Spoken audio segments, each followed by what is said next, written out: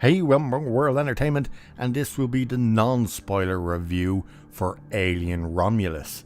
And of course, one of the questions going into it was, did the trailers give away too much? And did they spoil the whole movie? And of course, is the movie good? Overall, the movie, I did enjoy it until the end.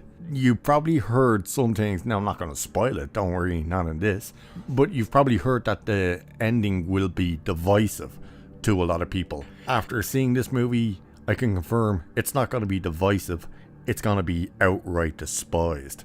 The ending really does ruin the rest of the experience. As for does the trailer give away too much, it kind of does. It almost gives you everything with the xenomorphs. Almost.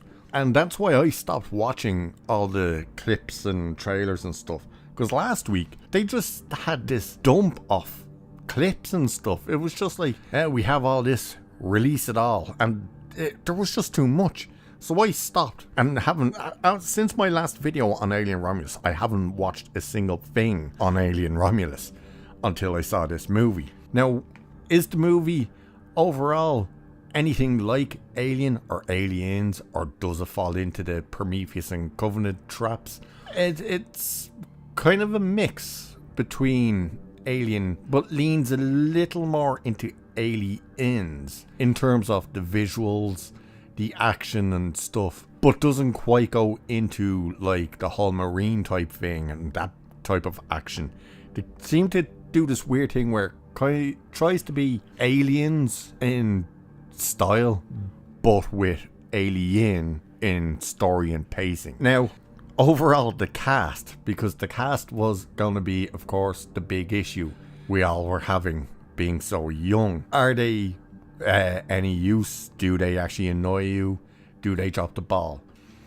They're fine. David Johnson, who plays Andy, is by far the best part of the cast as the android. Kaylee Spenny, she's fine. You know, she's no Ripley. She's definitely no Sigourney Weaver. But she's fine. She's decent for what she's there to do. I only know the other two names of characters, which are the two girls, which is Navarro and Kay. Navarro really doesn't have anything really to do, and we know what happens to her thanks to the very first trailer.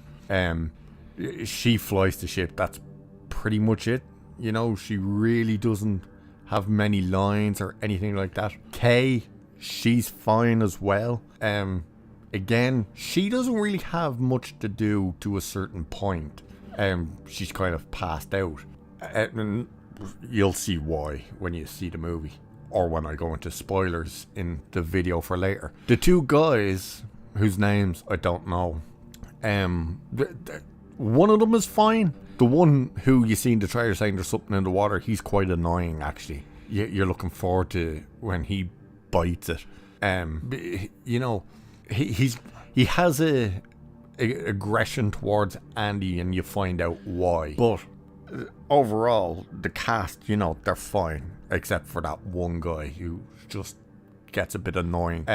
The story is that they want to get off the planet, and this is one of the things that you really appreciate about the first few minutes of the movie, is you just see how bad working for the corporation of Weyland-Yutani is, that they pretty much just work you to death, and that's it. You're supposed to be able to work, build up certain amount of credits and do your time, basically. It's almost like a prison sentence, and once you've completed your tasks and you've built up credits, you can leave. Except you can't, because they keep changing your dates and how many credits you need. So you're seeing just how kind of almost corrupt Weyland-Yutani is, and seeing the world as they're terraforming it, seeing like the blue collar people in there was quite interesting. You know, you see them walking down the street, and you don't just see bars, you see like food stalls and stuff. You even see that there's a brothel on the place. So it's great that way. The sound design in it as well, by the way, is very interesting, which we'll get to. But they want to get off the planet because all their parents have died. They were all worked to death, basically. So they don't want to end up like their parents, and they just want to get off the planet. And Rain, who's our main character, or Ripley, if you will, of the story, has never seen the sun and she wants to see the sun. Now, the planet they want to go to will take them 9 years to get to. So, they have a reading that there's a ship, what they think is a ship, or at least what they tell Rain is a ship, an abandoned ship drifting by the planet that belongs to the company that has cryopods on it. And their plan is to go up, grab the pods, and bugger off to this other planet. I can't remember what the other planet's called. It's an actual name as well. It's not like V212 and stuff like that. It's an actual name. They have 36 hours to get onto the station and get the pods before it hits the rings.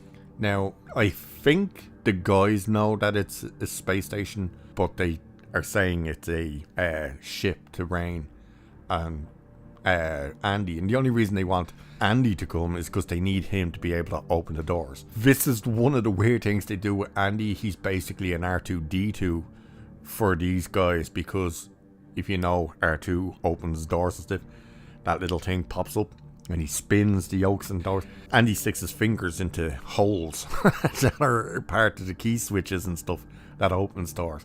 It is confirmed in the movie that yes, the space station is in fact called the Renaissance Station. So we've heard that the station was meant to be actually called Renaissance, and that the two sides of the station, which were labs, one was Romulus, one was Remus. That is confirmed. So when the trailer said welcome to Romulus Space Station, no, it actually says welcome to Renaissance Station, and there's a reason they call it Renaissance Station. And then all hell breaks loose, which we see the majority of that in the trailers, unfortunately. But that is what the story is, that they're trying to get up there. Oh, and the reason they have to go deeper into the station is because the pods only have 3 years on them, and it takes 9 years to get to the planet they want to go to. So they have to go in to get more extra power supply for it. That's the story.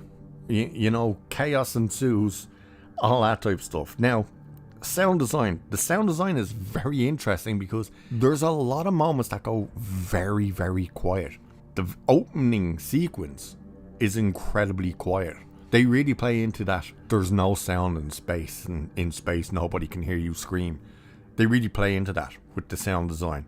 The sound of the xenomorphs is interesting because it almost has a hint of the raptors in Jurassic Park in it. It doesn't quite have that squeal type sound that you heard from it in Aliens, which was interesting.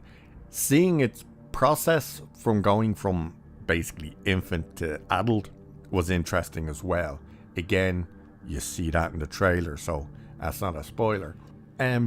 The deaths, again, you've seen most of them in the trailer, unfortunately. They're okay, to be honest. They're not great. I was expecting a bit more, and it's not.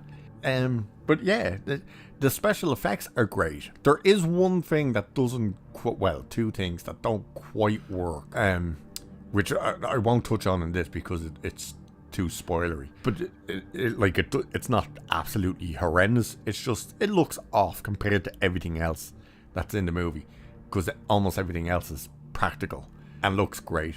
The space station looks great. You see it crashing in the trailer, so it's not a spoiler that you know it crashes into the rings. That sequence looks fantastic on the big screen as well. So overall, I would give it a 7 out of 10, to be honest. I did enjoy it. Now, people, you might see as well, people are saying, oh, it's a slow burn. Well, yeah, because why do people think that these movies went balls deep into the action right away? Alien was a very slow build-up to actually getting the xenomorph. You know, this movie probably gets to a xenomorph quicker than what Alien does. But yeah, it's, you know, there's reasons for it to build up. And it worked. For me, anyway, it worked. I think if you're a fan of Alien and Aliens, you probably will enjoy it. If you hate Prometheus and Covenant, yeah, there's something that will affect it. And there are a couple of things that are throwbacks that just don't work, and you're like, why is that in there? But I won't get into that because spoilers. So overall, as I said, I'd give it a 7 out of 10. Overall, I enjoyed it until that ending. The ending, yeah, what a letdown. Cast, fine. David Johnson playing Andy is the best part of it. without a doubt. Special effects, fantastic. Sound design, great as well. Music is interesting because there's you can hear parts of the Alien theme in there, but then it kind of goes very modern in a weird way, kind of industrial. It's interesting. Overall, that's my thoughts on the movie. So with that, I'll leave it there for this one. So like, share, subscribe. Cheers, and I'll catch you in the next one.